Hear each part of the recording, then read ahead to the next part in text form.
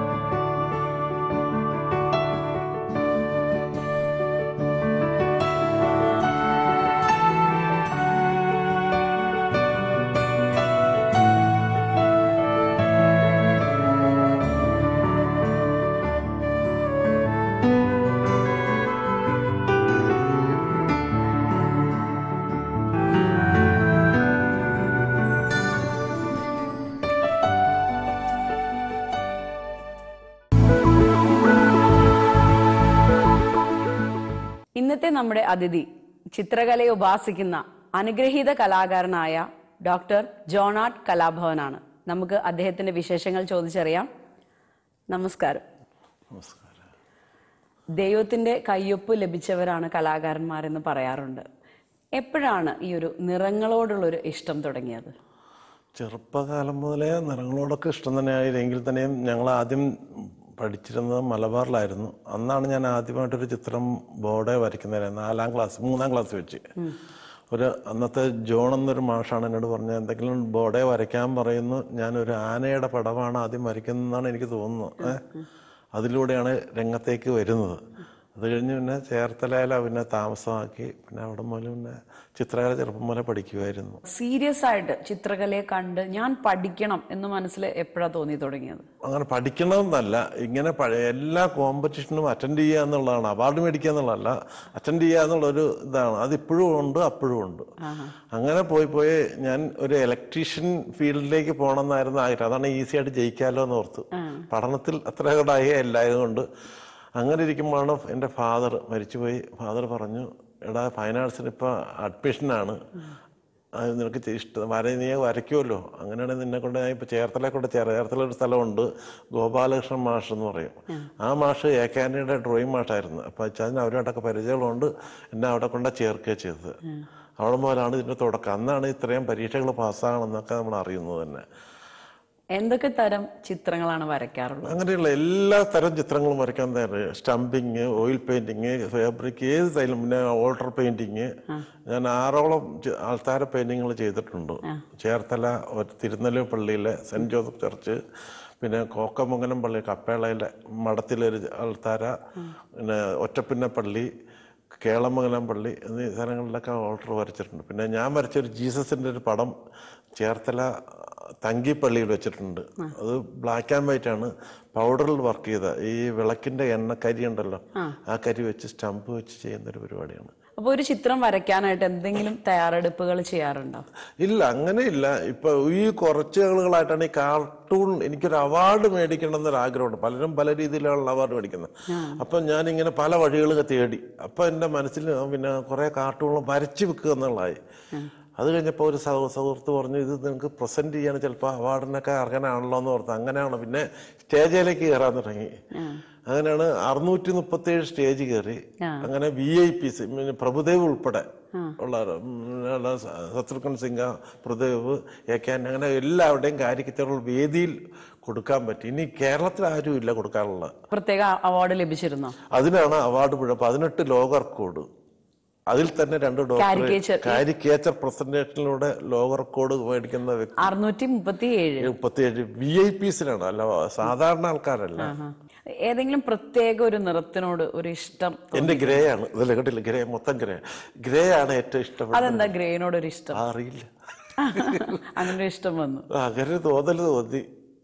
ഇപ്പൊ ഈ പറയുന്ന വേൾഡ് റെക്കോർഡുകൾ ഇത്രയധികം ലഭിച്ചു, ഇനിയും കൂടുതൽ ഇംപ്രൂവ് ചെയ്യാനായിട്ട് വന്നോണ്ടിരിക്കുക. ഇനി 2-3 വരുന്നുണ്ട്. ഏഷ്യൻ റെക്കോർഡ് ഓൾറെഡി ആയിട്ടുണ്ട്, ഉടനെ വരുന്നതാണ്. അത് വന്നോണ്ടിരിക്കുക. എന്നിട്ടുണ്ടെങ്കിൽ അവര് സൈറ്റ് നോക്കുമ്പോൾ തന്നെ അവർക്ക് അറിയാൻ പറ്റും. അവര് അന്വേഷിച്ച് വരികയല്ലോ, നമ്മൾ അപ്ലൈ ചെയ്യല്ലോ. അവര് നമ്മളെ ഇൻവൈറ്റ് ചെയ്യുന്നു, നമ്മൾ പിന്നെ ബാക്കിയുള്ള കാര്യം. പക്ഷെ ഭയങ്കര പാടാണ്. ഒരു അവാർഡ് എന്ന് പറഞ്ഞാൽ എൻ്റെ ഫയലുകൾ ഇത്രയും ഫയലുകൾ വേണം നമ്മൾ സബ്മിറ്റ് ചെയ്യണം. A to Z ഒരു അവാർഡിന് അയക്കണമെങ്കിൽ ആ ആള് VIP ആണോ, അത് എവിടെ വെച്ച് കൊടുത്തു, അതിന്റെ സ്റ്റില്ല്, ഫോട്ടോഗ്രാഫി, പിന്നെ വീഡിയോ വന്നത്, പത്രത്തെ വന്നത്, ഇതെല്ലാം സബ്മിറ്റ് എല്ലാം ശരിക്കും അവരുടെ പേര് സഹിതം ആക്കിയ ശേഷം പിന്നെ ഒരു മേയറോ കേരളമോ സൈൻ ചെയ്യണം. അവർ എഗ്രി ചെയ്യണം. 2 പേര് സൈൻ ചെയ്ത് ഇത്രയും സെറ്റപ്പ് ചെയ്തിട്ട് ഇവിടെ നമ്മൾ അയക്കാം. കിട്ടുന്ന കാര്യമില്ല. എൻ്റെ വൈഫാണ് ത്യാഗം ചെയ്ത് ഇതെല്ലാം ചെയ്യുന്നത്, ഞാനല്ല കേട്ടോ. അത് വൈഫും മക്കളുമാണ് ചെയ്യുന്നത്.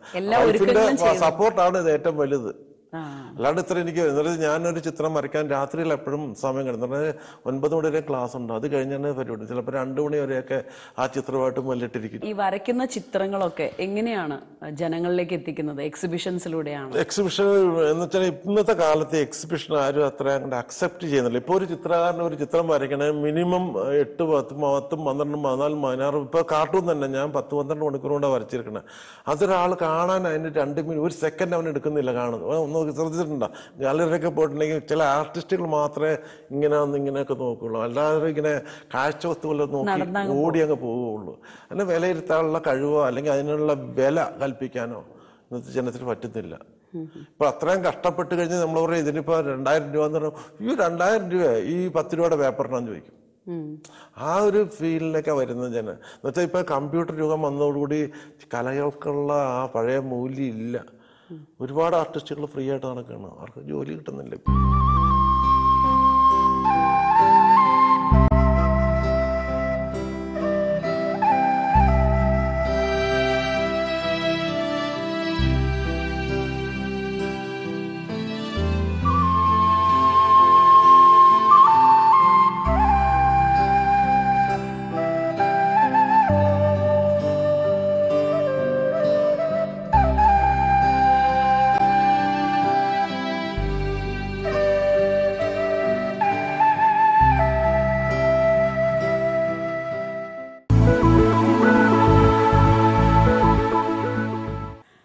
ഈ ഒരു കാലഘട്ടത്തിൽ കലാകാരന്മാർക്ക് അല്ലെങ്കിൽ ചിത്രകാരന്മാർക്ക് വേണ്ടത്ര ഒരു അംഗീകാരം ലഭിക്കുന്നില്ല എന്ന് തോന്നിയിട്ടുണ്ടോ?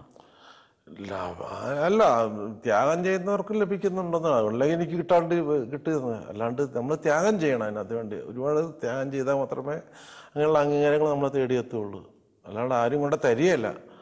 നമ്മളതിന് വേണ്ടി ശ്രമിക്കുക എന്നുള്ളതാണ്. ഞങ്ങളുടെ കാർട്ടൂൺ അക്കാദമി മെമ്പറും കൂടെ ഞങ്ങൾ ഈ ഇടയ്ക്ക് പാലക്കാട് കാർട്ടൂൺ ക്യാമ്പ് ഉണ്ടായിരുന്നു. ശ്രീ അച്യുതാനന്ദനാണ് ഉദ്ഘാടനം ചെയ്തത്. ഞങ്ങൾ അങ്ങനെയുള്ള പ്രോഗ്രാമൊക്കെ കണ്ടക്ട് ചെയ്യാറുണ്ട്.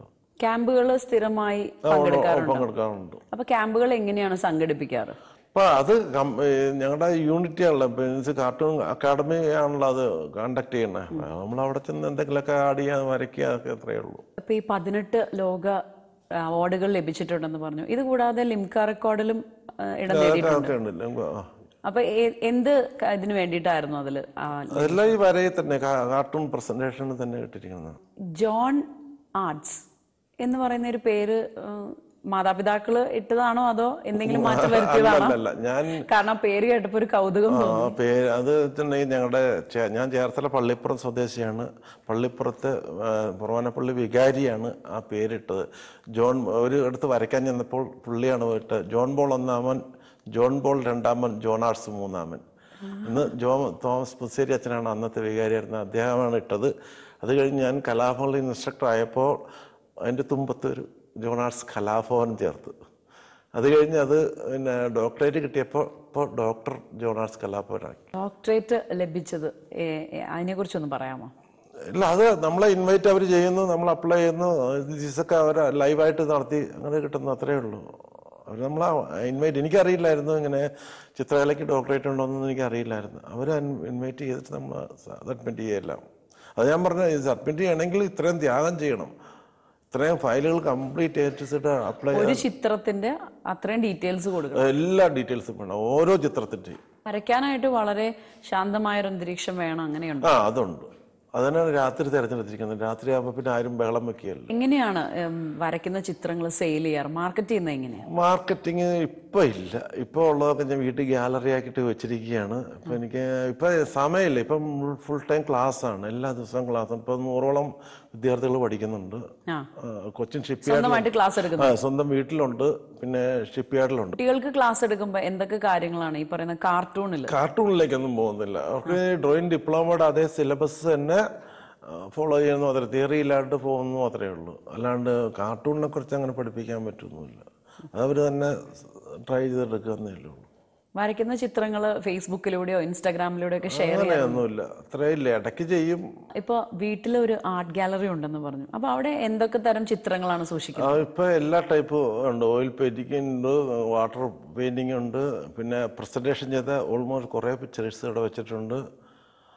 പിന്നെ ഒരു ലാസ്റ്റ് സപ്പർ മുൾക്കിരീടം വെച്ചുകൊണ്ട് യേശു അന്ത്യാത്താഴ്ച നിൽക്കുന്നൊരു സീനുണ്ട്. അങ്ങനെ ഒരു ലാസ്റ്റ് സപ്പർ ഞാൻ വരച്ചിട്ടുണ്ട്. അത് ഉദ്ഘാടനം ചെയ്തത് എറണാകുളത്ത് വെച്ച് 92-ലായിരുന്നു. തേലക്കട്ടച്ചനാണ്, സത്യദൈവത്തിന്റെ എഡിറ്ററാണ്. ഈ പറയുന്ന ആത്മീയ ചിന്തകള് വരയിൽ സ്വാധീനം ചെലുത്തിയിട്ടുണ്ടോ? എല്ലാതരം ചിത്രങ്ങളും വരയ്ക്കാറുണ്ടെന്ന് പറഞ്ഞു. പക്ഷെ ഇതൊക്കെയാണെങ്കിലും ഇപ്പൊ വാട്ടർ കളറിലാണോ അതോ ഓയിൽ പെയിന്റിംഗിലാണോ, ഏതിൽ വരയ്ക്കുമ്പോഴാണ് കൂടുതൽ മനസ്സിനൊരു സാറ്റിസ്ഫാക്ഷൻ? വരയ്ക്കുന്നതിൽ ഏറ്റവും കൂടുതൽ ഇഷ്ടം അതാണ്. പെട്ടെന്ന് തീരും. സമയലാഭം കൊണ്ടാണ്? സമയലാഭം അല്ല, അതാണ് പ്രത്യേക ഒരു സുഖം തോന്നുന്നു അതിനകത്ത്. അപ്പൊ ആരാണ് ഏറ്റവും കൂടുതൽ പ്രോത്സാഹിപ്പിക്കാറുള്ളത്? ഫസ്റ്റ് കുടുംബമാണല്ലോ, അവരുടെ സപ്പോർട്ടിലാണ് ഇതൊന്നും നടക്കില്ല. വൈഫും മക്കളും ഒക്കെ നല്ല സപ്പോർട്ടാണ്. പിന്നെ ഞങ്ങളുടെ ഇപ്പോഴത്തെ ഭാരത് കോളേജിലെ അസിസ്റ്റന്റ് പ്രൊഫസർ മാനേജർ ഫാദർ ബിൻഡോക്കിലൊക്കെ ഞങ്ങളുടെ ഇടവക വികാരിയാണ്. അദ്ദേഹം നല്ല സപ്പോർട്ടാണ്. ഒരുപാട് പള്ളിയിലൊക്കെ നല്ലപോലെ പ്രസംഗത്തിനൊക്കെ പറയും. ഇത്ര അവാർഡ് കിട്ടിയ ആളെ കുറിച്ചൊക്കെ അച്ഛൻ പലവട്ടവും പറഞ്ഞിട്ടുണ്ട്. ഈസ്റ്ററിൻ്റെ അന്ന് തന്നെ എന്നെക്കുറിച്ചായിരുന്നു കൂടുതൽ അവിടെ പറഞ്ഞത് എനിക്ക് തോന്നുന്നു. അപ്പോൾ അച്ഛൻ ഫാദർ ബിൻഡോക്കിലൊക്കെ നല്ല സപ്പോർട്ടാണ്. അതൊരു വലിയൊരു അത്ഭുതമാണ് കേട്ടോ. അങ്ങനെ ഒരു വൈദികനൊക്കെ വന്ന് നമ്മൾ കൂടുതൽ പ്രോത്സാഹിപ്പിക്കുക എന്ന് പറയുന്നത്. ആരാണ് ഏറ്റവും കൂടുതൽ ക്രിട്ടിസൈസ് ചെയ്യാറുള്ളത് ഫാമിലിയിൽ നിന്ന്? വൈഫാണ്. എപ്പോഴും പറയാ തെറ്റുകൾ അന്നേരം ചെയ്തിട്ട് ശേഷമേ ഞാൻ ആദ്യം വരച്ചു കഴിഞ്ഞാൽ ഇവരെ കാണിച്ചിട്ട് കറക്ഷൻ ചെയ്തിട്ടേ പബ്ലിഷ് ചെയ്യുള്ളൂ. പിന്നെ ഇളയ മക്കൾ രണ്ടുപേരും ശരിക്കും പിടിക്കും. ജോണാർട്സ് ചേട്ടനെ അത്ഭുതപ്പെടുത്തിയ ഒരു ചിത്രം ഏതായിരിക്കും? സ്വന്തം അപ്പനും മക്കളെല്ലാവരും തുല്യരല്ലേ, വ്യത്യസ്തം. അതുപോലെ എല്ലാ ചിത്രങ്ങൾക്കും അതിൻ്റെതായ വേദന നമ്മൾ സഹിച്ചിട്ടുണ്ട്. അപ്പം എല്ലാത്തിനും ഒരേ അവകാശികളാണ്. കൊച്ചിൻ കലാഭവൻ ആബേലച്ചനാണ് എന്നെ വളർത്തി സത്യത്തെ വളരെ പ്രോത്സാഹനം തന്ന്. ആബേലച്ചനാണ് സത്യദീപത്തിൽ വരയ്ക്കാനുള്ള അവസരം മേടിച്ചു തന്ന്. അന്ന് ലിസിയുടെ ഡയറക്ടർ ഏറനാട്ടച്ചനായിരുന്നു. ഏറനാട്ടച്ചനെ പോയി കണ്ടാൽ മതി, നിനക്ക് അവിടെ വേറെ ഇങ്ങനെ പാർട്ട് ടൈം ജോലി ചെയ്യാന്ന് പറഞ്ഞിട്ട് അവിടെ ചെന്ന് അങ്ങനെ ഏറനാട്ടച്ചൻ പറഞ്ഞിട്ടാണ് തേലക്കട്ടച്ചൻ്റെ അടുത്ത് വിടുന്നത്. അങ്ങനെയാണ് സത്യദീപം വചനോത്സവത്തിലൊക്കെ ഞാൻ വരച്ചിട്ടുണ്ട്. പിന്നെ കേരള ടൈംസ്, ജന്മഭൂമിയിൽ കുറച്ച് ദിവസം കാർട്ടൂൺ വരച്ചിട്ടുണ്ട്, ജന്മഭൂമി പത്രത്തിൽ. പിന്നെ കലാഭവനിലെ ജീവിതം എന്ന് പറയുമ്പോൾ അറിയാലോ, സിദ്ദിഖ്, ലാല്, ജയറാം, സൈനുദ്ദീൻ, റഹ്മാൻ, നാരായണക്കുട്ടി, അൻസാർ, നവാസ്, സന്തോഷ്, ഇത്രയും പേര് കൊടുത്ത് വർക്ക് ചെയ്യാൻ പറ്റിയെന്ന് പറയുന്നത് ഒരു വലിയൊരു ഭാഗ്യമായിട്ട് ഞാൻ കാണുന്നു. ഞങ്ങൾ എന്നും രാത്രി എല്ലാം കഴിഞ്ഞ് എല്ലാവരും കൂടെ വന്ന് സ്റ്റേജ് ആയിരുന്നുണ്ട്, മിമിക്രി കാണിക്കലും, അങ്ങനെ ഒരു വലിയൊരു നേരം വെളുക്കോളം പരിപാടികളാണ് എല്ലാ മിക്ക ദിവസങ്ങളിലും. ആ കൂട്ടായ്മയുടെ ഒരു വലിയ ഓർമ്മ ഉണ്ട്. അതിൽ ഏറ്റവും കൂടുതൽ ആത്മാർത്ഥത ഉള്ളത് അവന് കലാഭവൻ പ്രസാദ് കേട്ടോ, മറന്നുപോയി. ഏറ്റവും ഉള്ളത് മണിയാണ്. ഏറ്റവും നന്നായിട്ട് മനുഷ്യനോട് പെരുമാറുന്ന ഒരു വലിയ പാപമില്ലാത്തൊരു മനുഷ്യനായിരുന്നു. ഇപ്പൊ കുവൈറ്റിൽ കുറച്ച് നാൾ വർക്ക് ചെയ്തിരുന്നു എന്ന് പറഞ്ഞു. കുവൈറ്റിൽ കുറച്ച് നാളല്ല, 25 വർഷമാണ്. നീണ്ട 25 വർഷങ്ങൾ. അതിൽ 8 വർഷത്തോളം അവിടുത്തെ രാജകൊട്ടാരത്തിന്റെ ചിത്രകാരനായിരുന്നു. ആസ്ഥാന ചിത്രകാരൻ എന്നൊക്കെ പറയാം. അവിടുത്തെ രാജകൊട്ടാരത്തിലെ ചിത്രകാരനായിട്ട് 8 വർഷം വർക്ക് ചെയ്തു. അതിനുശേഷം മിനിസ്ട്രി ഓഫ് എഡ്യൂക്കേഷനിൽ ഇന്ത്യയിൽ നിന്ന് ആദ്യത്തെ മലയാളിയാണ് ഞാൻ ചിത്രകല പഠിപ്പിക്കുന്നത്. എന്ന് വെച്ചാൽ അറബി മാസ്റ്ററായിട്ട് അറിഞ്ഞിരിക്കണം എന്നുള്ളതാണ്. അപ്പൊ ഈ ഈജിപ്ഷ്യൻസിനെ എടുക്കാറുള്ളൂ. അപ്പൊ എനിവേ നമുക്ക് എങ്ങനെയാ ഭാഗ്യം, ദൈവം കടാക്ഷിച്ച് അവിടെയും കിട്ടി. അവിടെ 5 വർഷത്തോളം വർക്ക് ചെയ്തു. അത് കഴിഞ്ഞ് സ്വന്തം ക്ലാസ്സുകൾ തന്നെ കൈകാര്യം ചെയ്യായിരുന്നു. അപ്പൊ എങ്ങനെയാണ് ഈ ഒരു രാജകൊട്ടാരത്തിലേക്കുള്ള ഒരു ഇന്റർവ്യൂവിലൂടെ പോകുന്ന ന്യൂസ് ഈ ഇൻവേഷൻ കഴിഞ്ഞ സമയമായതുകൊണ്ടേ ആദ്യം ഞാൻ ഇവിടുന്ന് പോകുന്നത് ആബലത്തിലാണ് എന്നെ ഗൾഫിലേക്ക് വിടുന്നത്. ആബല ഒരു എണ്ണ കമ്പനിയുടെ ആർട്ടിസ്റ്റാണ് വിടുന്നത്. ഇവിടുന്ന് വലിയ മോഹങ്ങളായിട്ട് ഇവിടെ എനിക്ക് അന്നേരം 10-20,000 രൂപ സാലറി ഉള്ള സമയത്താണ് ഞാൻ പോകുന്നത്. 91 കേട്ടോ. അവിടെ ചെന്നപ്പോഴേക്കും 25,000 രൂപ സാലറി ഉണ്ട്, ഫുൾ ഫെസിലിറ്റീസ് എല്ലാം ഉണ്ടെന്ന് പറഞ്ഞാൽ പോകുന്നത്. അവിടെ ചെന്ന് കഴിഞ്ഞപ്പോഴേക്കും 40 KD എന്ന് വെച്ചാൽ 4,000 രൂപ സാലറി ഉണ്ടായിരുന്നു. പെട്ടുപോയതാണ്. അവിടുന്ന് ഉള്ള പൈസ ഇല്ലാതെ അങ്ങനെ കഷ്ടപ്പെട്ട് ആണ് ഈ പത്രത്തെ കണ്ട് ഇങ്ങനെ കൊട്ടാരത്തിലേക്ക് ആർട്ടിസ്റ്റിനെ വേണമെന്ന് അങ്ങനെ അപ്ലൈ ചെയ്ത് സെലക്ഷൻ കിട്ടിയ ഒരു വ്യക്തിയാണ്. അവിടെയാണ് ദൈവം നമ്മളെ രക്ഷപ്പെടുത്തിയത്.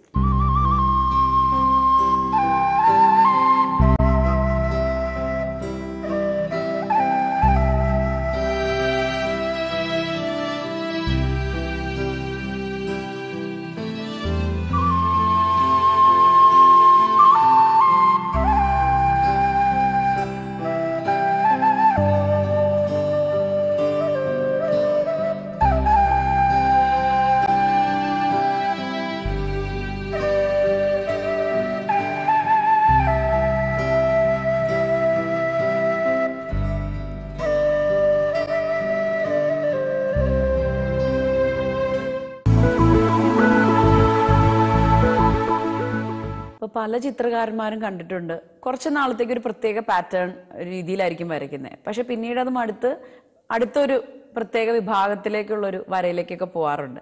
അപ്പൊ ജോണാട്ട് ചേട്ടന് അങ്ങനെ ഒരു രീതിയിലുള്ള മാറ്റങ്ങൾ വരുത്താറുണ്ടോ? ഇപ്പൊ ഇതിന് നമ്മളെ നല്ല പ്രോത്സാഹനം വരുന്നുണ്ടല്ലോ കാർട്ടൂണില്. അപ്പൊ ആ വഴിക്ക് തന്നെ പോവുകയാണ്. അപ്പൊ വേറെ ഇനി ഒരു പുതിയ വേദിയിലേക്ക് തിരിയാൻ ആഗ്രഹം. ഇപ്പൊ എനിക്ക് ഏറ്റവും കൂടുതൽ ക്ലാസ് ടീച്ചിങ് ആണ് ഇഷ്ടം. ക്ലാസ്സുകളാണ് ഇപ്പൊ എല്ലായിടത്തും, എല്ലാ ദിവസവും ക്ലാസ്സുള്ളതുകൊണ്ട് ആ വഴിക്ക് തന്നെ പോവുകയാണ്. കുട്ടികൾ കൂടുതലായിട്ടും കാർട്ടൂൺ വരയ്ക്കാൻ താല്പര്യം കാണിക്കാറുണ്ടോ? എങ്ങനെയാണ് അവരുടെ ഒരു പഠനം? അങ്ങനെയില്ല. അവരെ ഇപ്പൊ ഇവിടെ ഉള്ളതെന്ന് പറഞ്ഞാൽ കോമ്പറ്റീഷന് പ്രൈസ് മേടിപ്പിക്കുക. അതാണ് ഇപ്പൊ 4 പ്രാവശ്യം പോയിട്ട് മോക്ക് കിട്ടിയില്ലെങ്കിൽ സാറ് കൊള്ളൂല എന്നുള്ള ഒരു സിറ്റുവേഷൻ. അപ്പൊ നമ്മൾ ആ വഴിക്ക് തിരിയുക, ഒരു ബിസിനസ് മെന്റാലിറ്റി പോലെ. ഒരു ചിത്രം വരയ്ക്കുമ്പോൾ അതിനൊരു അവാർഡ് ലഭിക്കുന്നതായിരിക്കുമോ, അതോ ഒരു ചിത്രം ജോണേട്ടന്റെ ഒരു ഇഷ്ടത്തില് വരച്ച് തീർത്തു അതിന്റെ ഒരു സാറ്റിസ്ഫാക്ഷൻ ആണോ? ഏതായിരിക്കും കൂടുതൽ? സാറ്റിസ്ഫാക്ഷൻ ഒരു സൈഡ്, പക്ഷെ അവാർഡ് കിട്ടുമ്പോൾ അതിന് വീണ്ടും ഇരട്ടി മധുരം പറയും. അപ്പൊ അപ്പോഴാണ് നമ്മളെ ജനം ശ്രദ്ധിക്കുന്നുണ്ട് എന്നുള്ള ഒരു ചിന്താഗതി നമ്മുടെ മനസ്സിലേക്ക് വരുന്നു. അപ്പൊ വീണ്ടും വീണ്ടും വരയ്ക്കാനുള്ള പ്രചോദനം നമുക്ക് കിട്ടുന്നു. കുട്ടികൾക്ക് ക്ലാസ് എടുക്കുന്നുണ്ടെന്ന് പറഞ്ഞു ചിത്രകലയ്ക്ക്.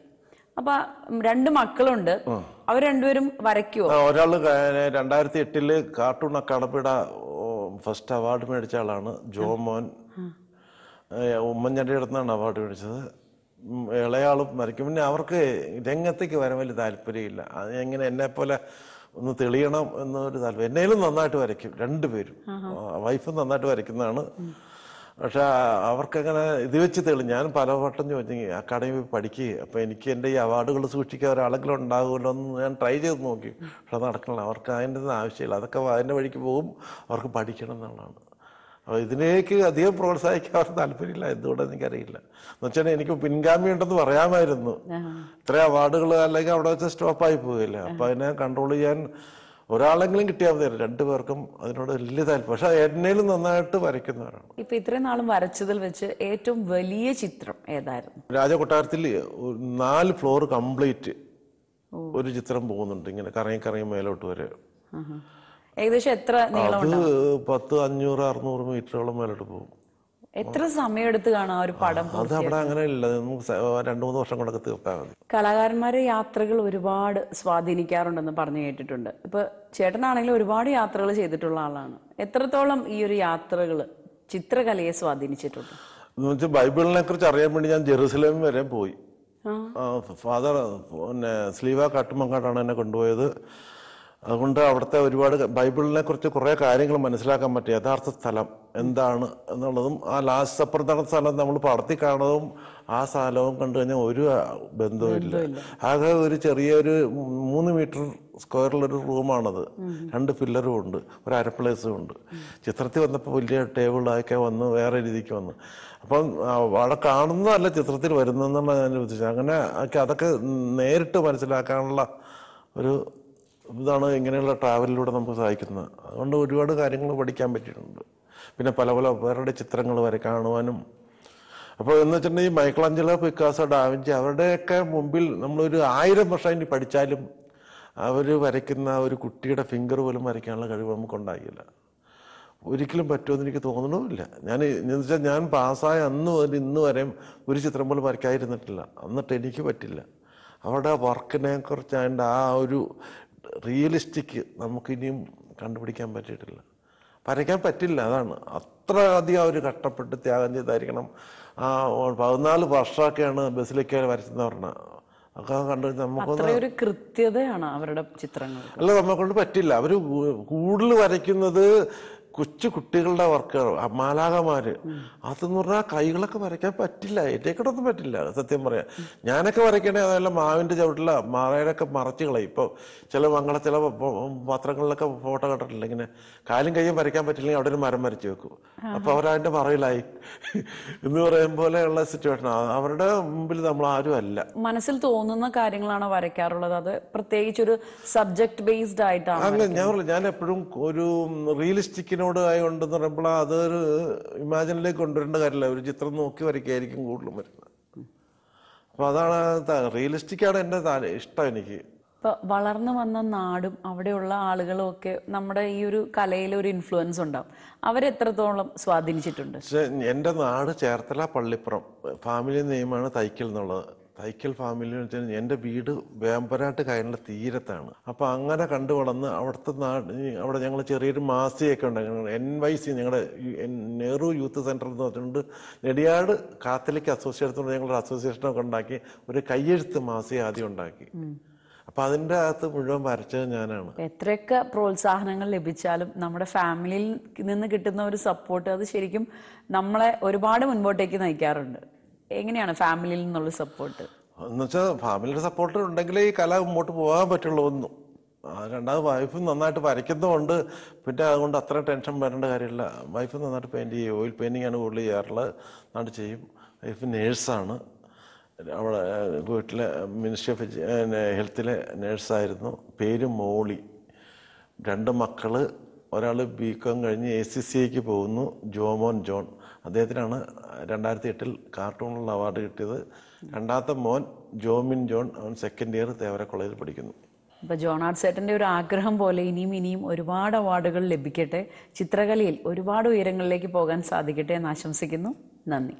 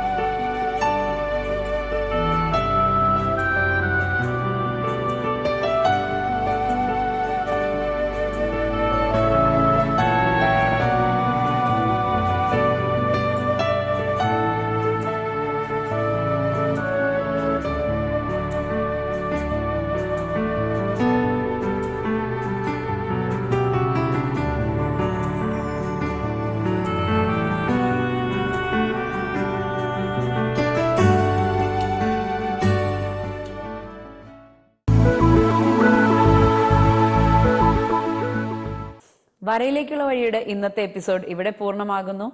മറ്റൊരു ആർട്ടിസ്റ്റിന്റെ വിശേഷവുമായി അടുത്ത എപ്പിസോഡിൽ കാണുന്നത് വരയ്ക്കും ഈശോ മിശിഹായ്ക്ക് സ്തുതിയായിരിക്കട്ടെ.